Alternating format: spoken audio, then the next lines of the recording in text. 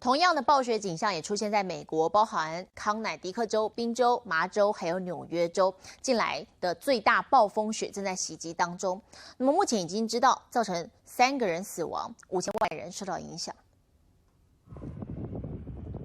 入冬首场暴风雪来袭，美国东北部的麻州、康乃狄克、新泽西、纽约和宾州等地，17号全都白茫茫一片。纽约市降雪量达15到25公分，超过去年冬天的总降雪量。纽约州的宾汉顿降雪量更飙破114公分，创下12月新纪录。而宾州中部局部地区也都破百。 The snow is very heavy, so if you're not in good physical shape, I would definitely advise you not to shovel the snow.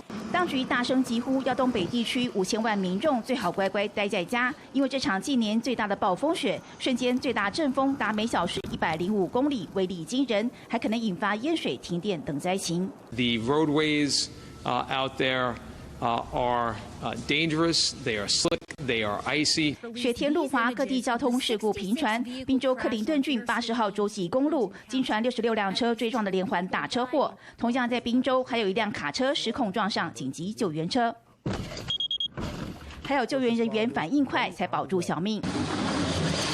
马里兰州的安奥兰多郡，一架廉价航空客机也因跑道湿滑，在降落时冲出跑道。所幸机上110名乘客和机组员都没有大碍。当局出动铲雪车清除路上积雪，但仍赶不上下雪速度。We can't afford to take time off, or pause plowing during a storm because then, it'll get ahead of us. 不过在纽约市，则有许多家长趁机带孩子出外玩雪。It's amazing. It's great for the kids to see some normal stuff.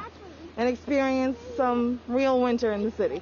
暴风雪中苦中作乐，也让被疫情闷坏的美国民众得以喘口气。民营新闻综合报道。